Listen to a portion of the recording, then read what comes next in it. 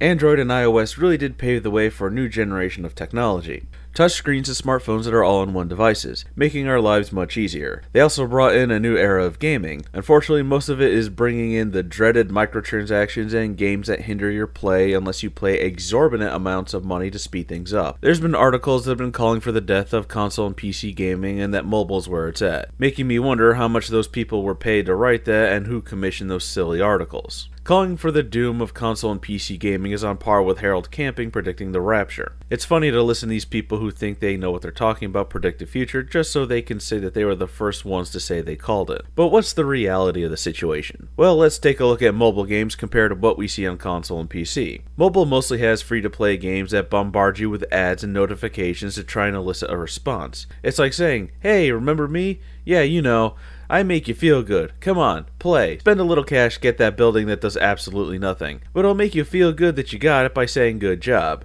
That strangely sounds like something else. I have a feeling that there's going to be a horde of compulsive gamblers in the future. As mobile hardware gets more advanced, and as of right now, it's pretty advanced. Will Android and iOS become formidable gaming platforms to rise against PC and console? Well, the answer sure looks like a giant no. Now, why do I say that? Well, did you see how well the Ouya sold? Or any of those Nvidia Shields? Or Razer Forge? Or any Android-based gaming console? Does anyone use that new Apple TV to play games on? I don't know. How often do you see a game that isn't free to play advertised on TV or anywhere else? We see games like Candy Crush, Clash of Clans, Paradise Bay, or Game of War Fire Age, but we don't see any game like Destiny being released or anything remotely AAA. Sure, we hear about some games like Final Fantasy VI being re-released on Android or iOS, or we get some of those Sonic remakes, but it's never advertised. You hear about it through certain websites, but other than that, it flies under the radar completely. A few years ago, everyone was calling for this huge shift to the mobile market, and well, it really hasn't happened. And I think we have free-to-play games to thank for that. No, really, I think we should really be thanking those free-to-play games because they're absolute garbage. If you look at all those free-to-play games with their in-game advertisements that just bombard the player constantly, or how they beg you to spend real money on virtual items to speed up progress. I don't like playing Sonic Runners because of how many screens of non-rewards it gives you before you can actually play, and the music is god-awfully annoying too. I'm glad to see that PC and console doomsayers have stopped spewing their crap, but it's rather sad that Android and iOS aren't seen as viable gaming platforms though.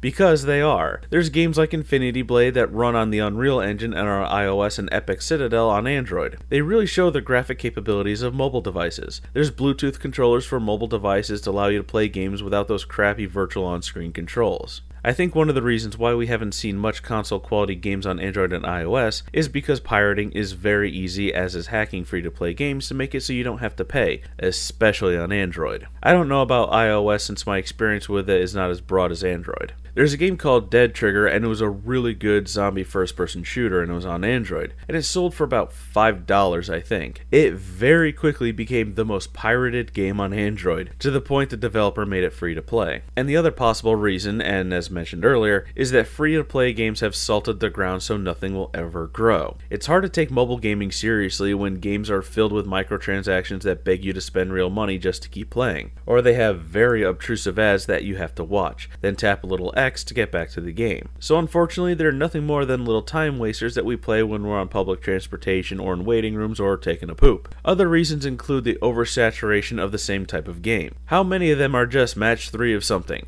or Clash of Clans clones, or Temple Run clones? Most of them are boring, garbage, or both, especially since they want to make you wait to do anything unless you pay, resulting in new players being demolished over and over again by players who have been playing longer or just have enough disposable income. If there's money to be made by the big publishers who are now just getting into it, I don't think it's much, as smaller ones have already scooped up everything there was before the well became poisoned. Unless they start making some real games on mobile platforms, then they're never going to be anything more than what they are now. Squeenix is really the only company taking mobile games seriously, and I'm using that term pretty loosely. They recently released Final Fantasy VII on mobile, and have released other actual games, like Chrono Trigger and Final Fantasy VI.